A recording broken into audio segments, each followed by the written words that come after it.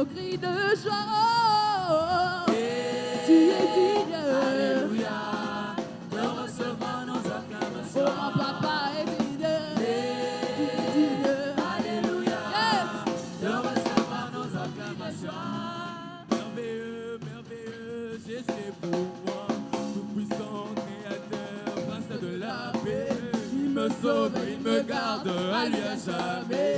Merveilleux, mon sauveur, mon Dieu, mon oh, à lui à jamais.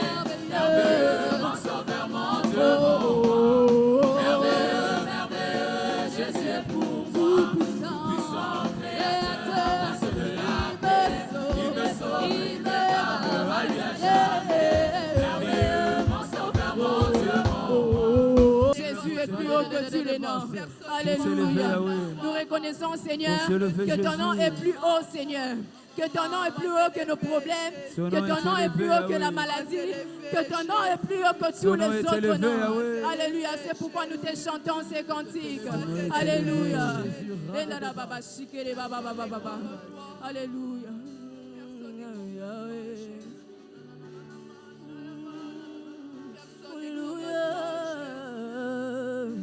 Le nom de Jésus, plus haut que tous les noms. Roi de rois, aucun nom n'est comme le sien. Le nom de Jésus, plus haut que tous les noms. Alpha, Oméga, aucun nom n'est comme.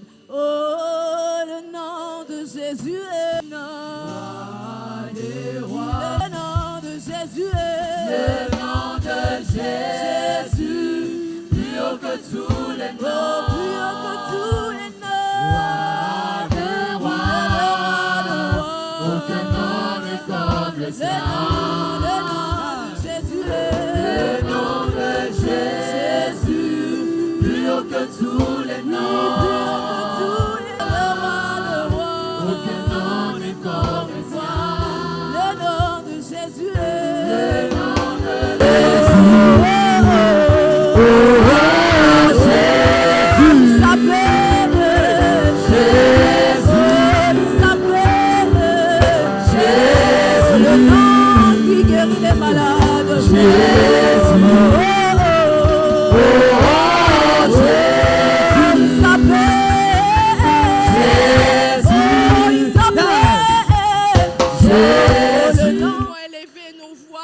Est-ce que nous pouvons acclamer le Seigneur? Celui qui renouvelle sa bonté chaque matin dans nos vies. Ma Bible déclare les bontés de l'Éternel ne sont pas épuisées. Ses compassions ne sont pas à terme. Mais il le renouvelle chaque matin, chaque matin, chaque matin, chaque matin. Il n'exclut pas un jour pour renouveler sa bonté. Il n'exclut pas un seul jour pour renouveler sa bonté. Pour renouveler sa bonté.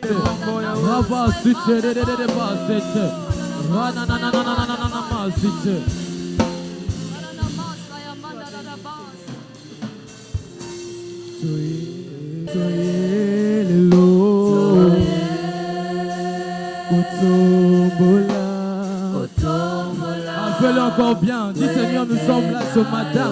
Par ce chant, dis encore Seigneur, nous sommes là ce matin. Nous approchons de toi, Jésus, nous approchons de toi. Par ce chant,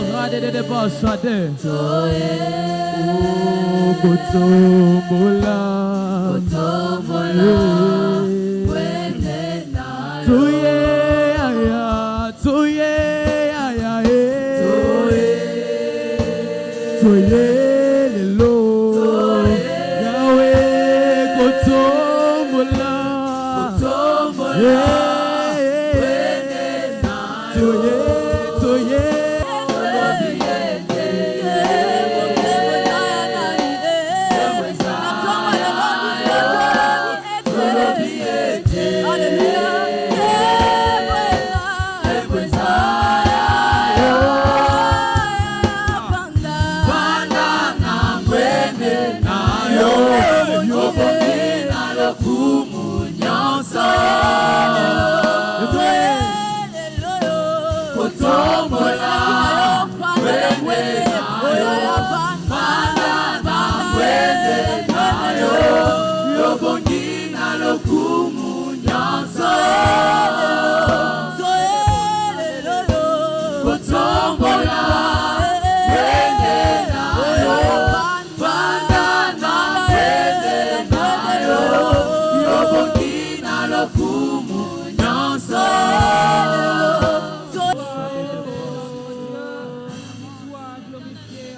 Oh Adonai.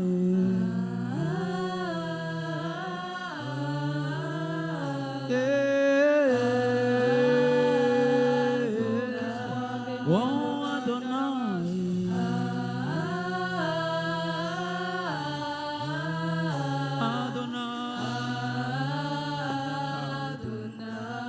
Oh Adonai. Les dieux tout-puissants.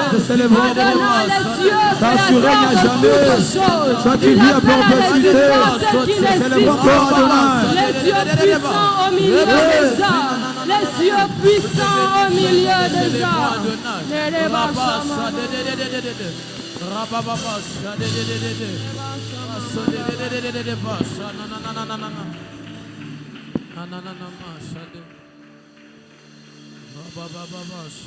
Alléluia.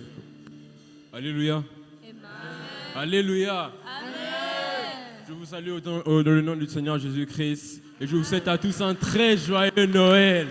Amen.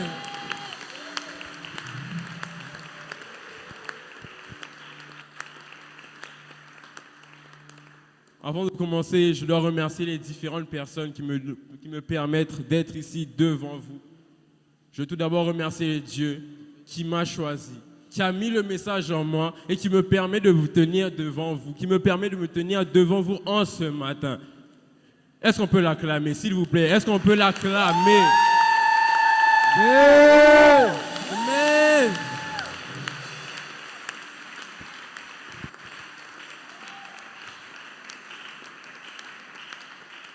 Je remercie aussi les différentes personnes, nos pasteurs qui nous permettent d'être ici, qui nous ont accordé cette journée, qui renouvellent la confiance encore. Le révérend pasteur Anaclé, pasteur Dada, merci. Merci pour la confiance que vous renouvelez à l'Écodim.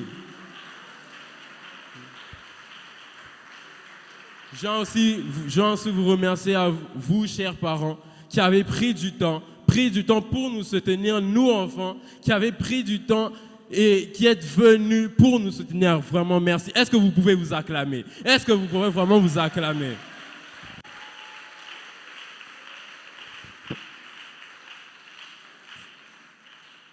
Nous allons prier. Éternel Dieu de toute puissance, éternel de toute gloire, je te dis merci, toi qui es le seul Dieu véritable. Merci Seigneur Dieu puissant, car je sais que tu vas parler. Faites que Père éternel, je ne sois qu'un instrument par lequel ton message sera reçu. Que ton message soit reçu, compris, et que ton peuple, Père éternel, l'applique. Et cela dans le nom puissant de Jésus. Dans le nom puissant de Jésus, j'ai ainsi prié. Amen.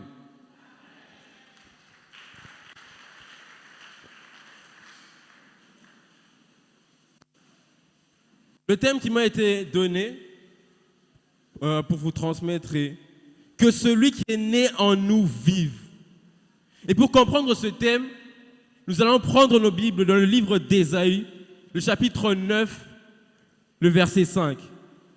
Ésaïe chapitre 9, le verset 5.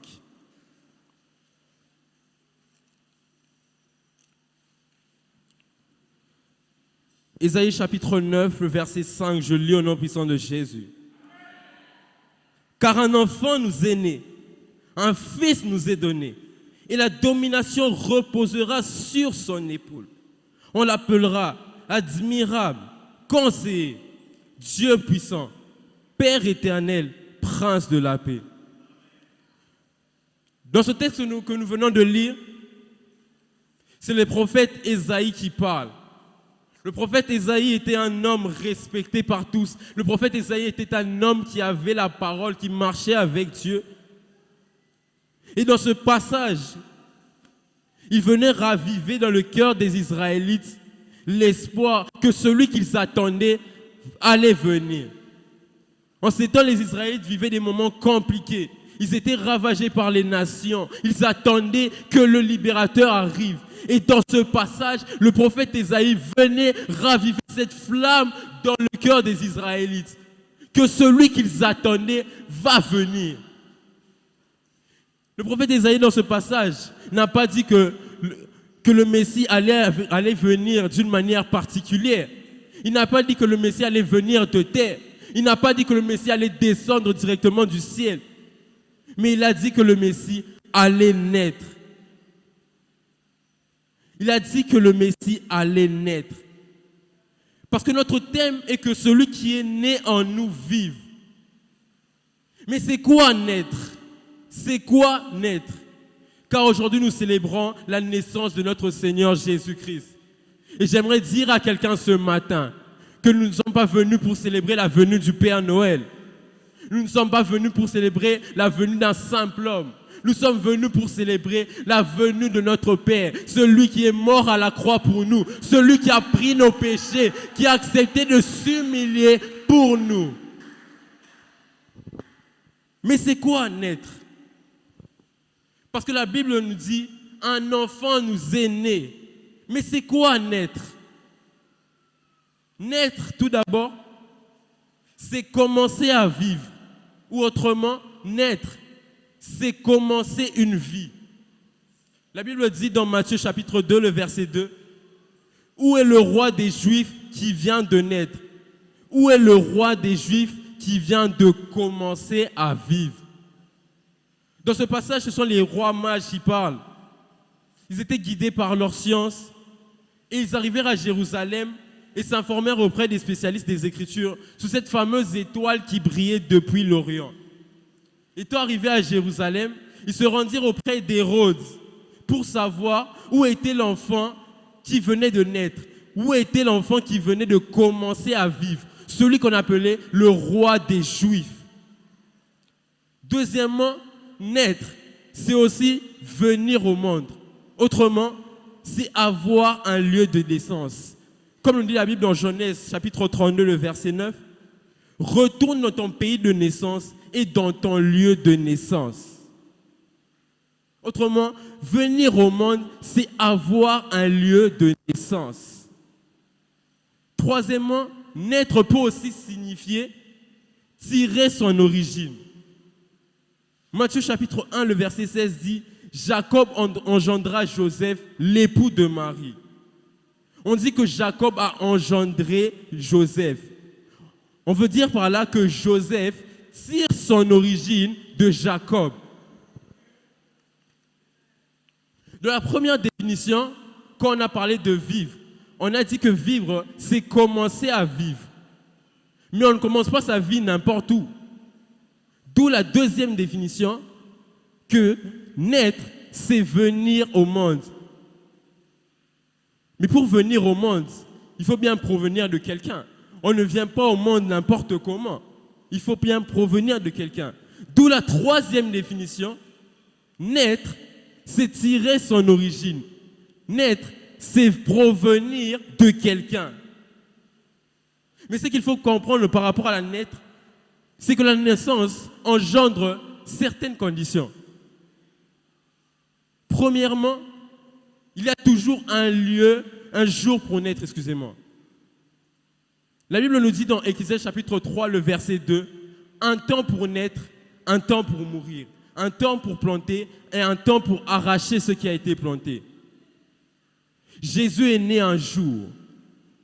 Et je prie et je prophétise qu'aujourd'hui soit le jour où Jésus naîtra dans ta vie. Qu'aujourd'hui soit le jour où de nouvelles choses naîtront en toi. Qu'aujourd'hui on observe un changement en toi. Que les gens disent, mais comment ça se fait? Il n'était pas comme ça. Qu'est-ce qui est arrivé pour qu'on observe ce changement? Je prie qu'aujourd'hui Jésus naisse en toi. Deuxièmement, il y a un lieu de naissance. Matthieu chapitre 2, le verset 1 nous dit, « Jésus étant né à Bethléem, en Judée. » Et laisse qu'en ce jour, l'église du plein évangile soit le lieu de ta naissance. Laisse que l'église du plein évangile soit ta Bethléem, le lieu où on observera que tu es né. Laisse que, Seigneur, que dans ta vie, ton travail soit ton lieu de naissance. Laisse que ta famille soit ton lieu de naissance. Que toute ta vie soit ta Bethléem. Parce que Bethléem, c'est partout. Laisse que partout où tu passes, qu'on observe que Jésus est né en toi. Troisièmement, il y a le contexte de la naissance. Luc chapitre 2, le verset 4 à 7 nous dit: « Elle enfanta son fils, elle l'emmaillota, c'est-à-dire elle l'enveloppa dans du linge, elle le coucha dans une crèche, parce qu'il n'y avait pas de place pour eux dans l'hôtellerie. » Il n'y avait pas de place pour eux dans l'hôtellerie. Joseph et Marie devaient rentrer à Bethléem parce que Joseph devait se faire recenser. Mais malheureusement, arrivés à Bethléem, ils n'ont pas trouvé d'endroit où passer la nuit. Et Jésus a dû naître dans une étable. Je vous laisse imaginer les conditions, l'odeur, la saleté. Mais malgré tout ça, Jésus est quand même né. Et laisse-moi te dire en ce matin que malgré les difficultés, malgré les déboires, les situations compliquées, Jésus va naître dans ta vie. Jésus va naître dans ta vie.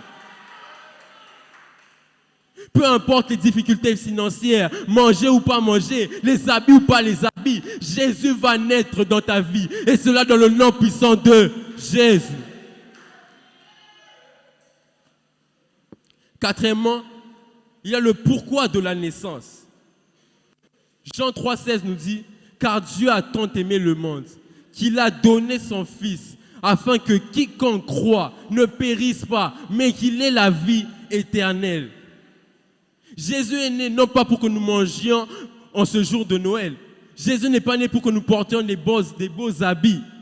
Mais Jésus est né pour que nous ayons la vie éternelle. Jésus est né pour que nous quittions les ténèbres et que nous allions de la lumière. Jésus est né pour nous ramener de la mort à la vie. Jésus est né pour nous élever.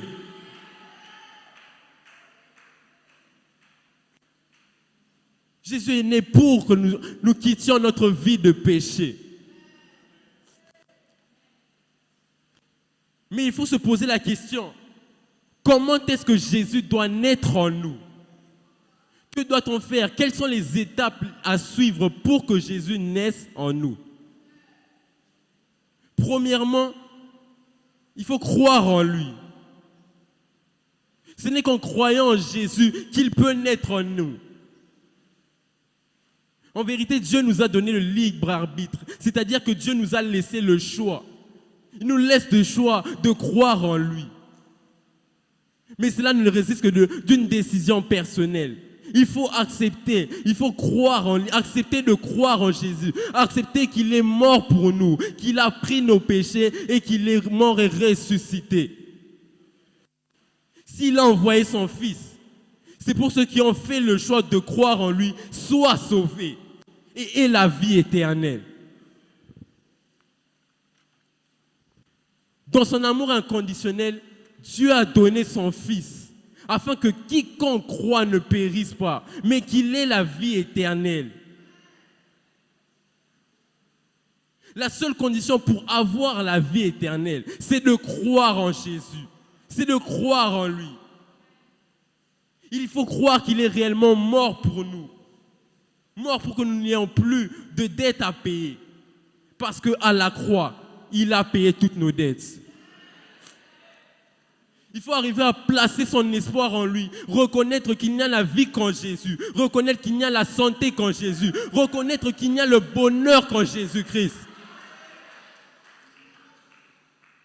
Ce n'est qu'en reconnaissant Jésus qu'il peut naître en nous.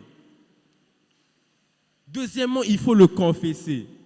Romains 19 nous le dit si bien. Si tu confesses de ta bouche le Seigneur Jésus et si tu crois dans ton cœur que Dieu l'a ressuscité de mort, tu seras sauvé. Croire en Jésus, c'est le reconnaître aussi, c'est aussi le reconnaître publiquement. La Bible nous fait voir clairement que ce n'est qu'en le confessant et en croyant que nous serons sauvés. Quand on parle de le confesser de sa bouche, on voit l'action d'avouer, de reconnaître que Jésus est réellement mort et ressuscité pour nous. Et j'aimerais ajouter qu'il n'y a pas de confession sans foi. L'un ne va pas sans l'autre. C'est pour ça que plus loin dans le verset 10, la Bible affirme que c'est d'abord en croyant dans le cœur qu'on peut ensuite confesser de la bouche. Il n'a qu'en croyant et en confessant qu'il peut naître en nous. Mais ce Jésus qui est né en nous doit vivre. Mais comment est-ce qu'il doit vivre en nous? Comment est-ce que Jésus arrive à vivre en nous? Jésus vit en nous premièrement par la repentance. La repentance, c'est l'action par laquelle... Non, la repentance, c'est d'abord la prise de conscience. Prise de conscience où, moi, homme, j'admets que je suis tombé, que sans Jésus, je suis faible. Mais je prends la décision que je ne tomberai plus avec l'aide de Jésus dans ma vie, avec l'aide du Saint-Esprit. Et cette réflexion va nous pousser à prendre des décisions. Certes, je suis tombé, mais à partir de maintenant, je ne tomberai plus, car Jésus est mort et ressuscité pour moi. Jésus vit en moi et je sais qu'avec lui, rien ni personne ne peut m'atteindre. Le diable n'a plus aucun pouvoir sur moi, car Jésus est mort et ressuscité pour moi. 1 Timothée 6,12 nous dit « Combat le bon combat de la foi, saisis la vie éternelle à laquelle tu as été appelé et pour laquelle tu as fait une belle confession en présence d'un grand nombre de personnes. » Il faut arriver à combattre, il faut chercher le bon combat, combattre le bon combat. Deuxièmement, Jésus vit en nous par le renoncement. 2 Corinthiens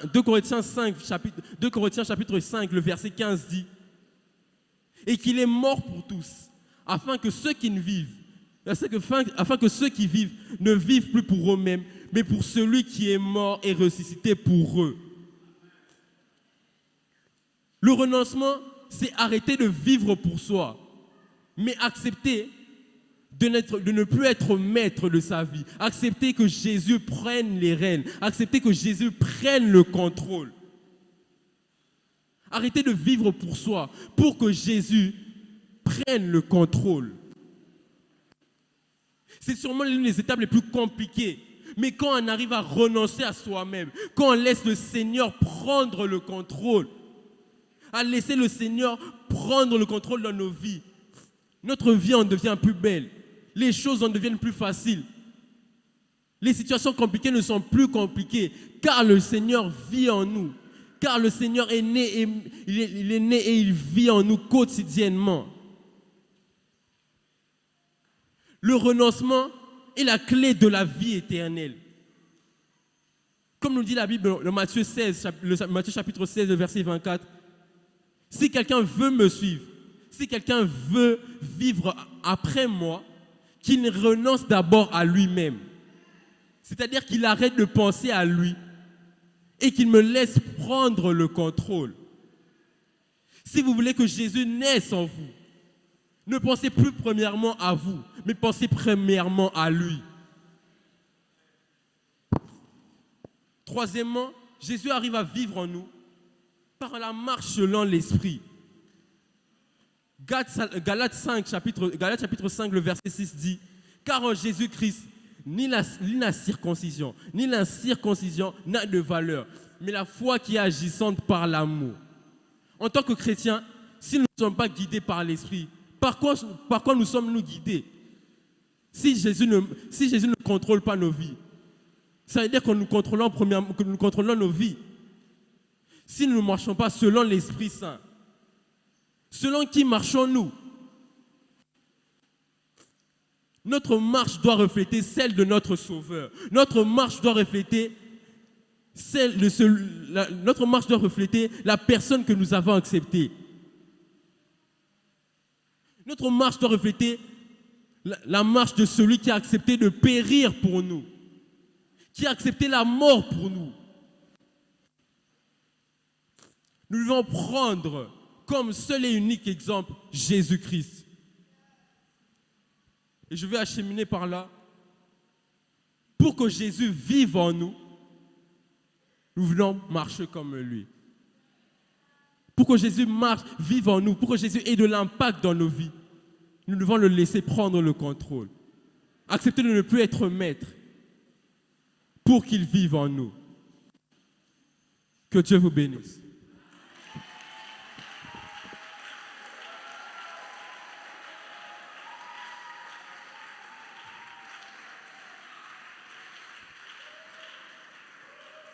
Nous allons incliner nos têtes dans la prière.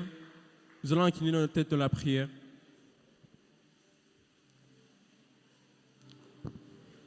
Si Jésus est mort pour nous, c'est pour qu'une personne dans cette salle l'accepte. Et aujourd'hui, en ce jour du 25 décembre, toi qui n'as pas encore reçu Jésus, faites que tu le reçoives.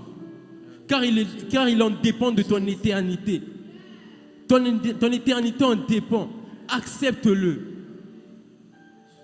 Faites que Jésus prenne le contrôle tout entier de ta vie. Faites que Jésus ne soit le seul et l'unique maître de ta vie.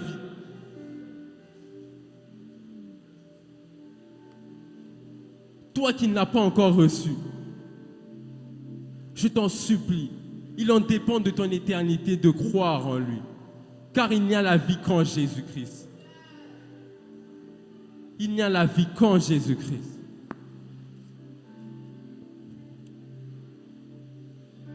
Nous allons élever nos voix et nous allons prier.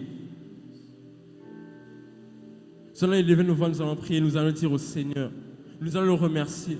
Le remercier parce qu'il a été avec nous. Il a commencé, il a acheminé avec nous. Et maintenant, nous voulons terminer. Élevons nos voix et prions. Seigneur, nous te rendons de multiples actions de grâce pour ce qu'a été cette prédication. Merci parce que ce matin, tu es en train de nous dire de ne pas nous inquiéter. Nous te disons merci Jésus. Yahweh, nous te rendons de multiples actions de grâce. Nous te bénissons Jésus. Ne t'inquiète de rien. Il n'est aucune crainte. La joie vient le matin. Le problème ne dure qu'un temps. Car il y a un ami nommé Jésus qui essuiera toute larme.